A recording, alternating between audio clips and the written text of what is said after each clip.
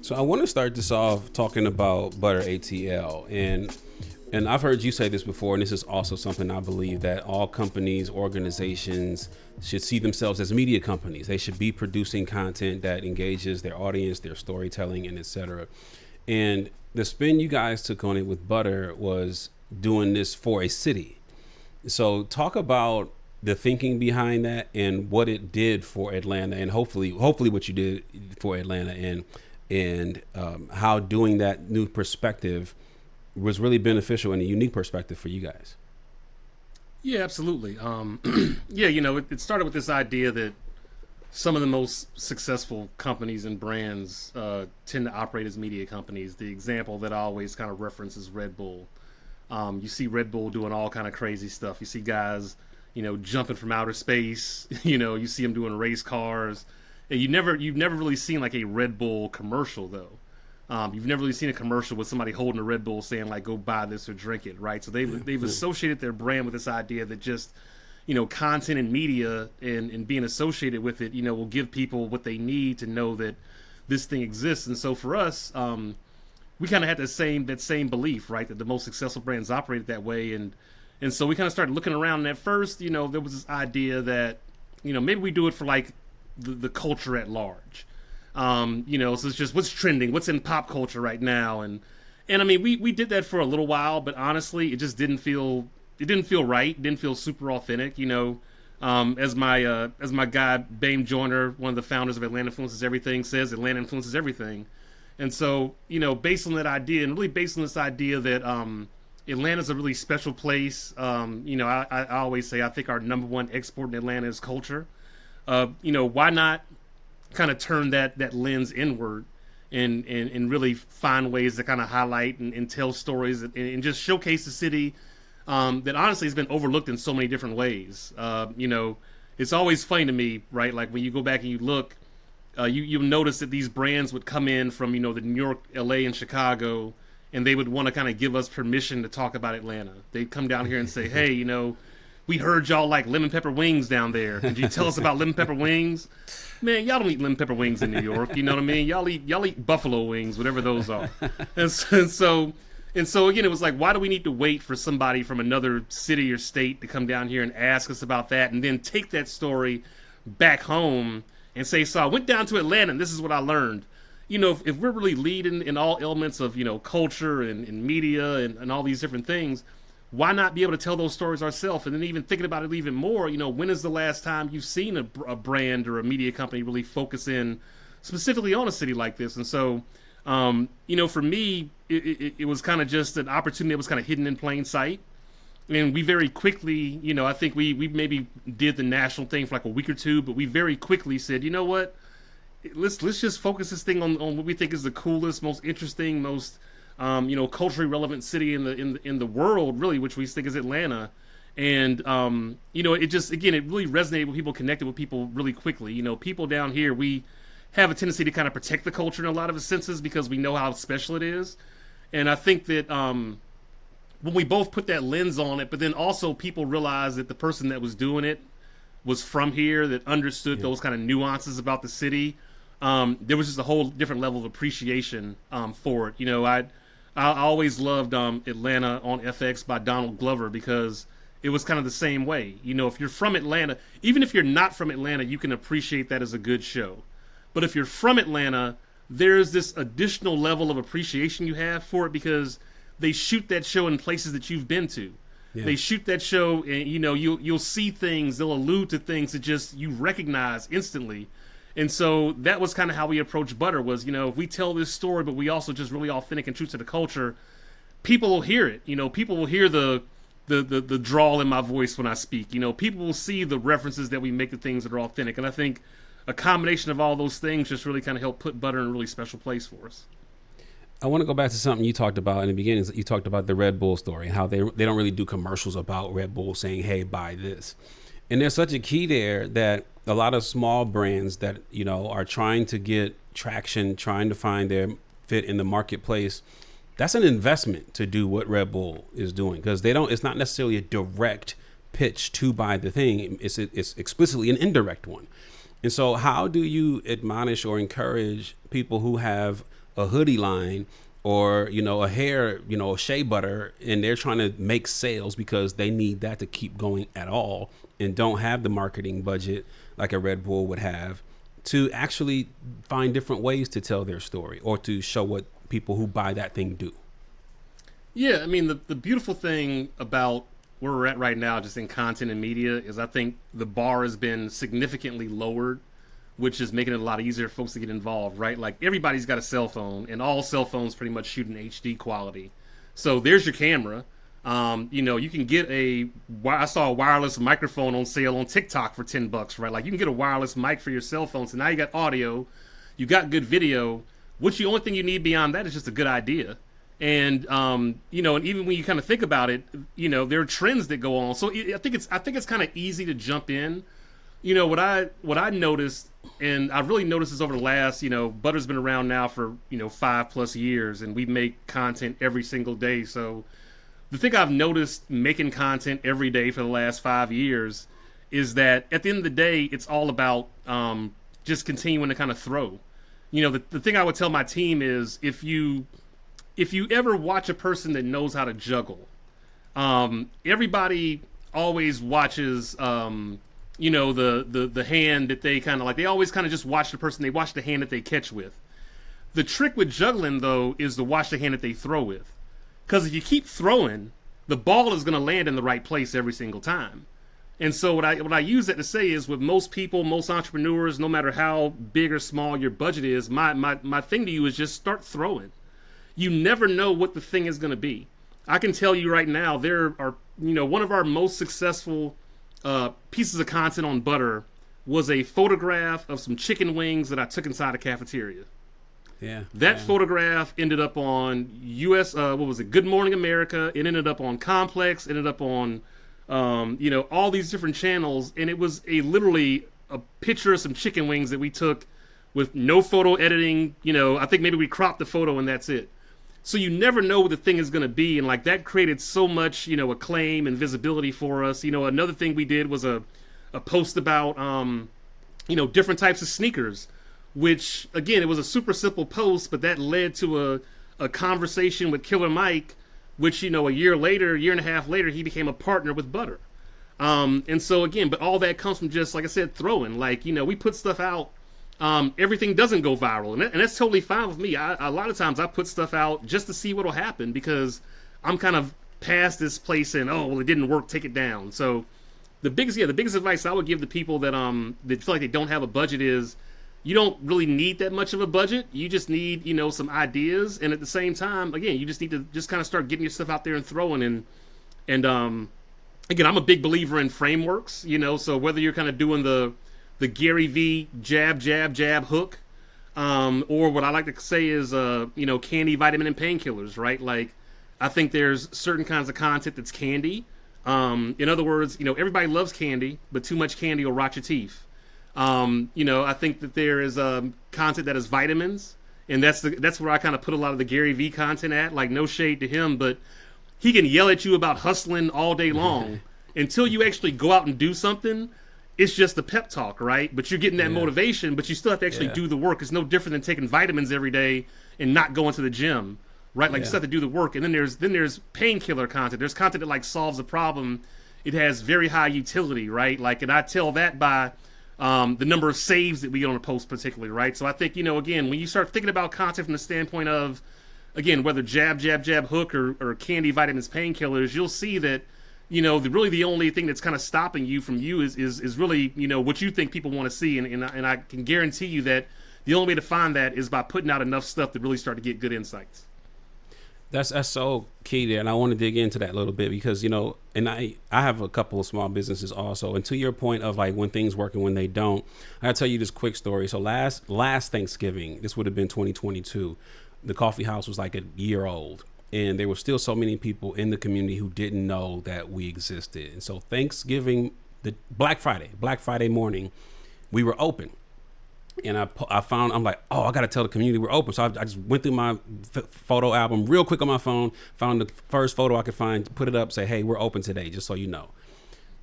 I didn't know this Sunday morning, it had 1,200 shares on it on Facebook. And if I would have spent any time thinking about that post, I would not have used the picture that I used, because there was nobody in it. It looked empty. You know, it was an angle that was just a random photo because I just needed to get something up. But to your point of you don't know what'll work and what doesn't, if it wouldn't have worked, I would have taken it down on Monday.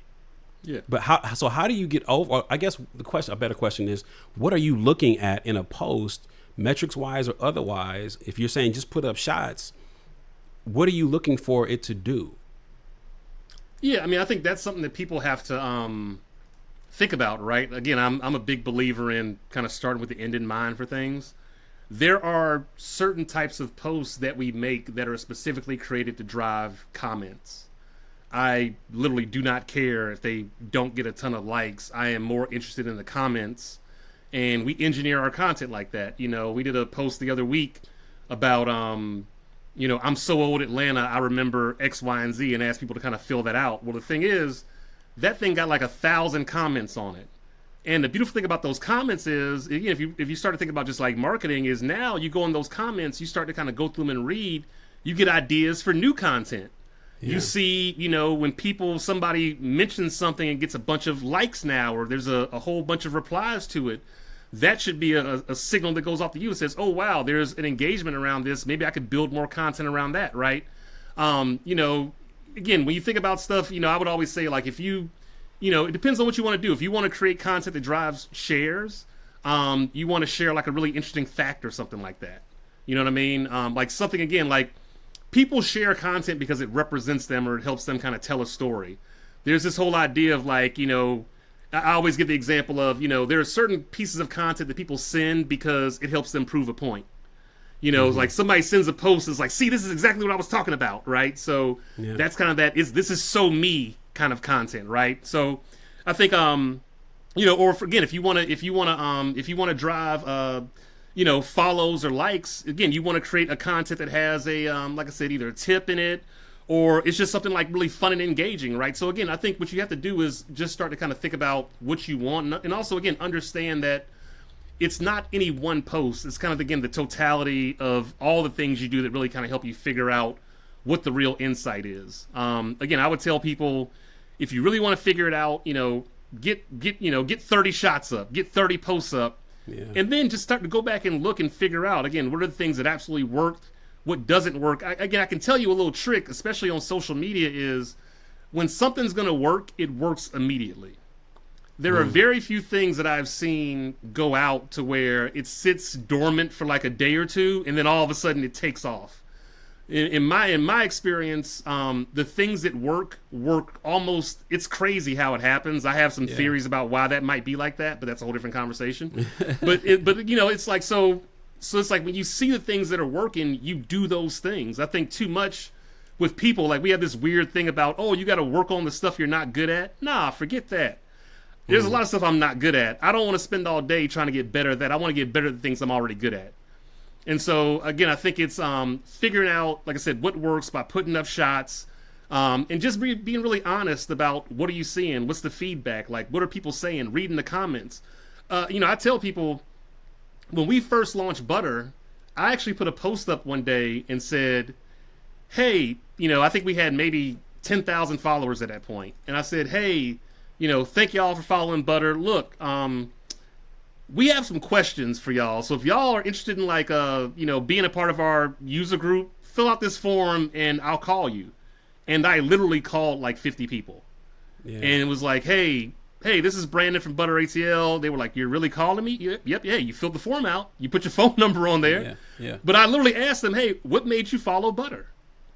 Just out of curiosity, what made you click the follow button? How did you find out about the page? And I'm just what I'm saying, like even that level of insight is informed things that I do to this day. Like I'm not really in a position to do that right now, but like I said, it's that whole idea of like do things that don't scale. And that was one of those things to where, you know, actually talking to people, having those conversations, even with those folks, you know, those are some of our early followers. So I feel like those are the folks that were really rocking with us right out the gate.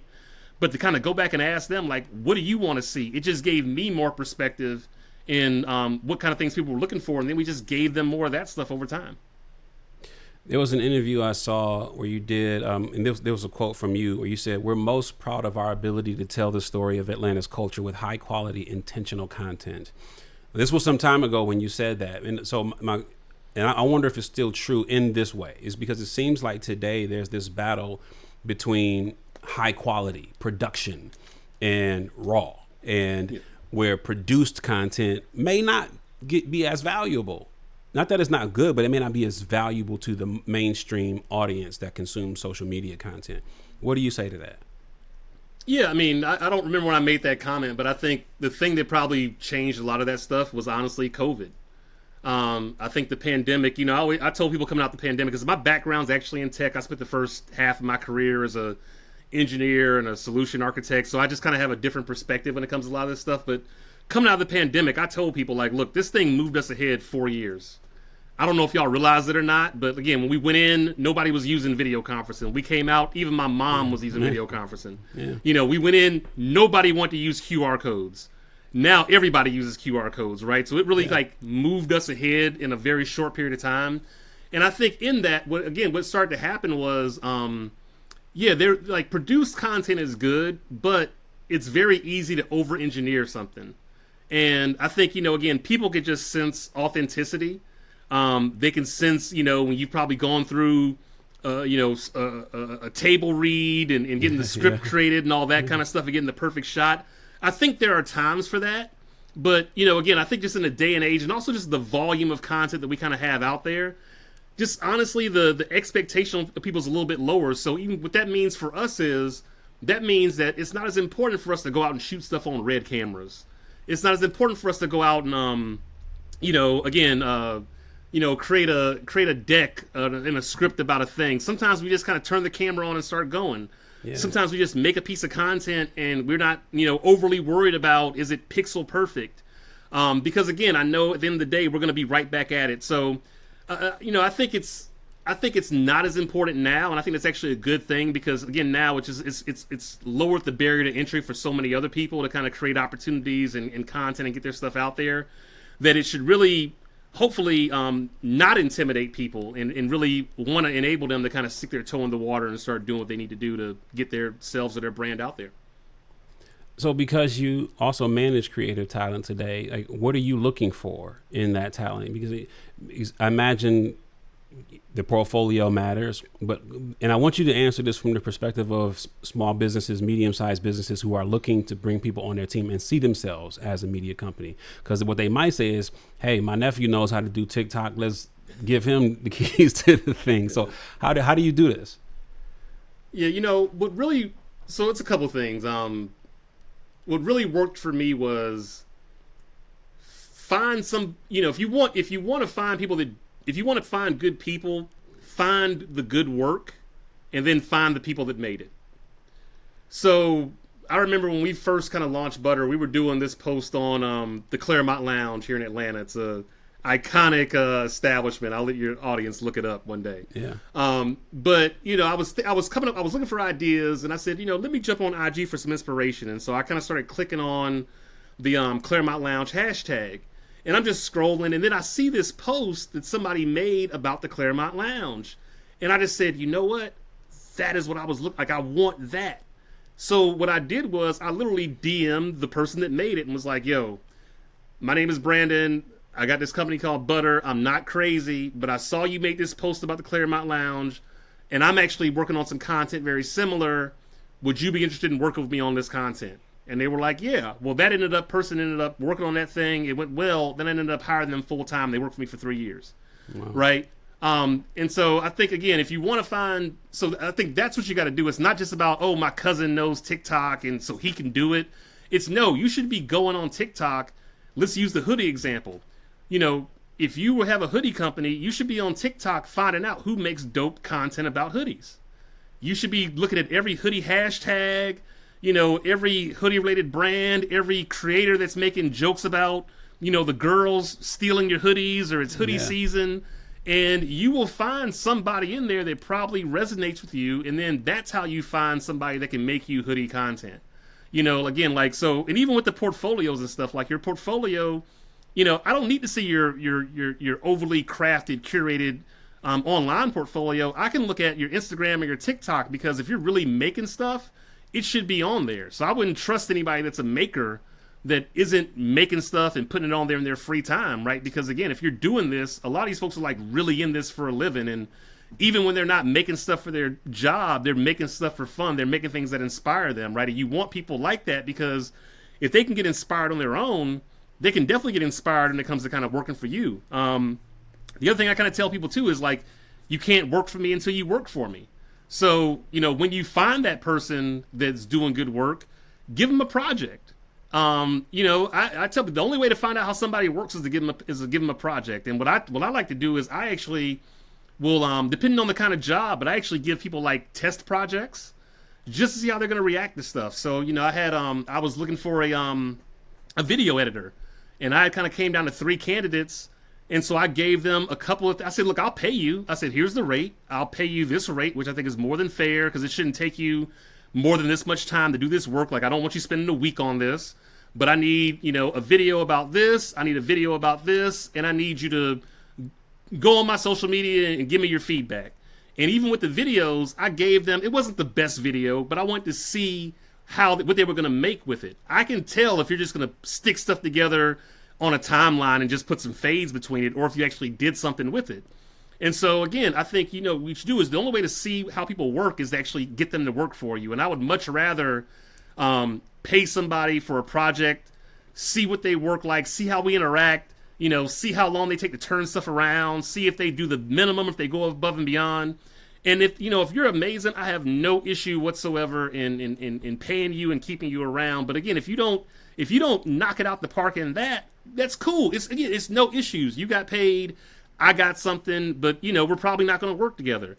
And so, like, those are the ways I've seen, especially kind of in this again, world where like everybody's just making stuff, or some hacks that I found to kind of like find talent, but also find the right folks. Because again, you just have to. It's a continuous effort to find the right people to kind of get on the bus, that get it, that understand what you're trying to accomplish, that they have their own goals, and it all works together. So you have to always kind of have your antenna up for talent once you kind of get into that game as well. So what does it mean to be Chief Culture and Innovation Officer? Like, what are your days like?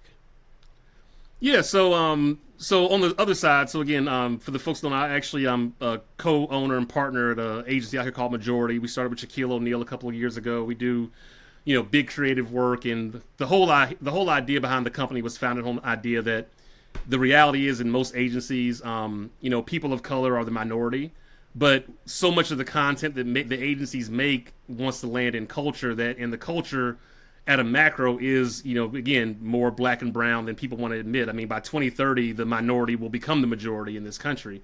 So the whole idea with us is that, what if you actually flipped that model and made it so that, 70 to 80% of the company, especially the leadership positions, were, minorities, right? But we were also still making general market work. And so because of that, culture is super important, especially in a city like Atlanta. What Butter has given me the ability to do is be able to get into different rooms and just connect with people. But also it's given me the opportunity to kind of give people opportunities. Again, especially in the agency world, Atlanta's kind of looked over the talent. It was always kind of considered, this is the place that you can't start a career at. If you were serious about working in an agency, you had to go to New York, LA, Chicago, Miami, or something. And so, from a keeping people down here standpoint of keeping talent local, one of my biggest remits is really just to kind of go out and engage with different, people, schools, talent, creatives, just anybody in that space around the city, and just kind of build relationships so that they know that at the end of the day that Majority is authentically rooted and connected to the culture, and it's a priority for us. That means, again, making sure that we're, again, being proactive and going to the AUC to make sure that we're getting talent from the Atlanta University Center. It makes sure that we're, doing things around the city to bring in people that might not have had a traditional path. Everybody doesn't go to college anymore. Yeah. So how are we looking for people that didn't go to school, and how can they get into this industry? And then on the innovate, and then also just, again, how do we even manage our culture internally? I'm not HR, but I'm a big believer in, again, people, high achievers want to be around other high achievers. And so, I really want to help us. I work to kind of help us create a kind of a high achieving atmosphere for our team that's fun, it's engaging. But we also get stuff done. And then on the innovation side, like I said before, my background's in tech. I always just have a love for technology. I spent the first half of my career in that, and so it's also about figuring out what are the tools and things that we can use to help innovate and make ourselves more efficient. So that as an agency, one, again, we're just being more efficient so we can create more opportunities, but we're also giving our people and employees access and experience to use more cutting edge things that'll just help them stay competitive in their jobs. I'm a big believer in AI, but I think even with AI, for example, the people that learn how to embrace it and integrate it into their workflows are going to be the ones that are the most successful. Like, it's very true that AI might replace some jobs, but on the same time, I think it's a lot like a computer. Like, there was a time when everybody had typewriters, and now we have computers. And so the folks that embraced learning how to use email, learning how to use a computer, learning how just to use tech in general had just more opportunities than the folks that said, I'm only using a typewriter. And so I think, AI is kind of that same thing, right? Like, the folks that learn how to, I literally was just in a meeting a little while ago with my creative team saying, how can we use AI to help make us more efficient? Like, is it recording all our meetings, with a tool like Otter, and then, then sharing those meeting notes back out to everybody so that somebody doesn't have to do it? Is it, using tools like Midjourney, or, Getty Images even has an AI generator now to help us quickly ideate on, conceptual, design for clients to kind of just get stuff out the door. Not that it'll ever go live, but it just gets the juices flowing, right? How can we just think about technology to help us be more efficient? So, that's kind of what my day typically includes, is that, and, also a lot of spreadsheets and budget stuff too. So with Butter, I mean, you guys are covering every category of the culture in Atlanta, and that's sports, news, food, music, and etc. What is so special about the Black entrepreneurial landscape in these particular verticals in Atlanta? Yeah, I mean, well, I always say Atlanta's a special place in general, just because if you're ever not clear why, the moment you get off your plane at the airport, Atlanta's different. I've been all over the world, and that's one of the few places I've ever been that when you get off and the moment you kind of touch down, you see people of color at all walks of life, from the pilots to the janitors, right?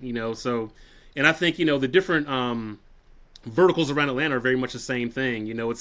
It's a very unique thing that we can go to these brands, go to these companies, go to these large organizations, and the people that are making decisions at the top, look like you. And, what does that mean? It means that, one, it's easier for you to be your authentic self. It's easy for you to walk into certain conversations and say, you know what, I don't have to I have to, overly code switch or be somebody I'm not. I can actually be authentic. I could bring my whole self in here to this conversation.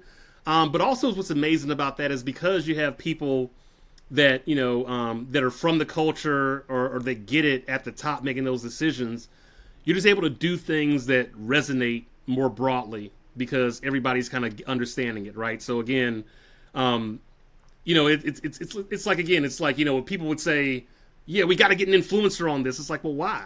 But now when you have somebody in there at the top that understands the nuances around, I'm just going to use Atlanta's, like, Atlanta culture. It's not like you're just, throwing things in there to say, we got to do this, we got to do this, we got to do this. It's really, the conversations more often than not tend to leverage around what's impactful, what would really, resonate, what would really help this be successful, and then how can we kind of do that together. And again, it's just having that ability to be collaborative, while also just being your full self, I think, is what makes Atlanta really special and unique. And again, having traveled and worked all over the world, I've said that's not always been the case, and that's why I think that, again, that's why Atlanta's such a special place. So if you think about what you guys have done with Butter.ATL and how it's worked for Atlanta, and in giving the platform to people doing really great things in Atlanta, what can other communities learn from that? Think about Detroit, Cleveland, Baltimore, Chattanooga. What can other cities replicate that has worked well for Butter? Yeah, I mean, at the end of the day, every city has a story. I mean, use Detroit as an example, right? Like, you think about just the history from, the car companies, the Motown, and everything in between, right? Like, there's an element of just having pride, in your city, in the place you live, in the place you call home. And I think, the great thing about that pride is that you can activate it in really fun and interesting ways. Just recently we did a very similar thing, right? Here in Atlanta, an announcement came out that the city of Decatur schools had a past due balance of almost $88,000 for student unpaid school lunches, and because of that, they were going to start giving students that had unpaid balances a cheese sandwich and a carton of milk. Now, there's a lot of questions that come up when you say that, like, what if they're lactose intolerant, or is that now singling out the people who might be having issues at home? But what was really interesting was, we partnered with another amazing entrepreneur out here called Jasmine Crow of Gooder, and she had this idea to basically say, you know what, because we're the people that care about this city. If the city of Decatur can't raise $88,000, why we can? And literally in 48 hours, we raised $86,000 on GoFundMe, enough to pay off the entire outstanding student student lunch balance for the entire city of Decatur, right? So I think that's where that whole city pride comes from, right? Because why? The people that follow Butter, they went to school in Decatur. They went to school. They have kids. They have family around there. They have pride in that sense, right? So while we have fun and we try to keep it positive and we try to, do things, when we do need to activate our audience is very engaged, and they want to see the city and the culture be protected. And so I was super proud for that moment. And again, it wasn't even my idea. It was an idea that we helped out with, but the idea that we had a huge audience, and just putting this message out here drove tens of thousands of dollars in submissions literally in 48 hours, where on Monday they were saying this is what was going to happen. 2-3 days later, they're like, okay, the balance is paid off, right? So I think that's the benefit of a Butter-like object in other cities, right? It's like there could be moments where, because government moves slow or because it takes a while to activate, like, how else can you just get the best of a city to kind of stand up and say, you know what, we're all going to get behind this thing and make something happen right now? And I think, when you cultivate that audience by providing them value, giving them an outlet, letting them have fun, but then when you say, hey, y'all, I need y'all to step up, and they do it, it's just an amazing thing to kind of see. And so I think that's something that, again, all these other cities could really use, a very similar, like I said, Butter-like object. And then, so when you started Butter, like, was this designed to be a business, or was this designed to be something that we care about the community, we want to tell these stories, and et cetera? And here's why I'm asking this question is, I have the belief that, and maybe you agree, that you can try to sell a product without a brand, and you may sell some, but if you build a brand, you can sell anything almost that aligns with your product. It aligns with your, true north. Like, think about a Rihanna. Rihanna can sell almost anything. She can sell many things. But if she didn't have the name, but just had a product, she could sell some product, maybe sell some Fenty, maybe people will buy it, maybe they don't.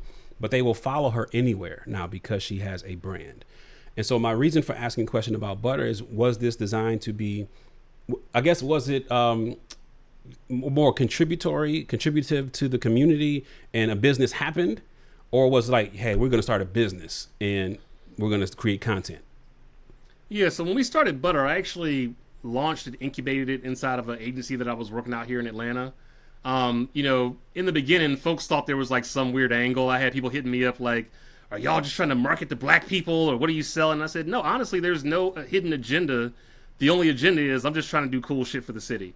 But the beautiful thing about that, it kind of being incubated, was it allowed us for the first couple of years to not worry about making money and just focus on the brand. I think there was always a goal, or I think a vision, that this could be something. We just had to kind of figure out what it was. And the trick is like I said, is when you actually have the ability to build an audience and build a brand first, what you can then do is you can then go to them and ask them what they want. Mm-hmm. And then it's easy. Like, that's like almost the definition of marketing at its core, right? It's like understanding your audience and just giving them what they want. And so, building up this brand, building up this audience is super just tied in and resonated to Atlanta. We would do little stuff here and there to just kind of have fun, but it was never kind of a, okay, we got to do this to pay the bills kind of situation. When I left that agency and then fully acquired all the IP for Butter, It was like, okay, we have to do more of a business now. But again, we already kind of knew, because our audience, we knew what they wanted, what are the things that would work. And so for me, the fun part is now that I have such a good understanding of our audience, the fun part is really figuring out, okay, what are things that we could do to kind of do this? Because at the end of the day, great content needs a business model. I'm not a huge fan of the advertising business model in general, even though I work in that space. But, I do think for us, it's kind of similar to what you said about Rihanna. What I'm looking at now is, what are things that only Butter could do and that could push out because of our audience, and they would just love this, and they would actually want to, buy it or do something with it. So, I'm thinking about, different, events, activations. We think about actual real products. There's lots of stuff that we're kind of working on right now with that idea that we kind of came out of last year with that realization of, okay, the audience is here. We have the distribution built in. Now the question is, what do we put in front of them? What do they want? And so that's going to really be the focus. That was the focus last year and going into this year is, products and services that our audience, we know they'd like, that we could just put right in front of them, and we know they would just, snatch it up off the gate. Because again, in order to stick around, you do got to make money. And, again, that money goes to help, fund the salaries of the team and everything else. And so that's why it's important that we go out and create those things so that this can exist. One, so we can do things, but two, the next time a Decatur schools type situation happens, there's a brand here that can also help activate people and make stuff happen, That. Man, thank you so much, Brandon Butler. This was good, man. Hey, man, I appreciate it. Thanks for the invite.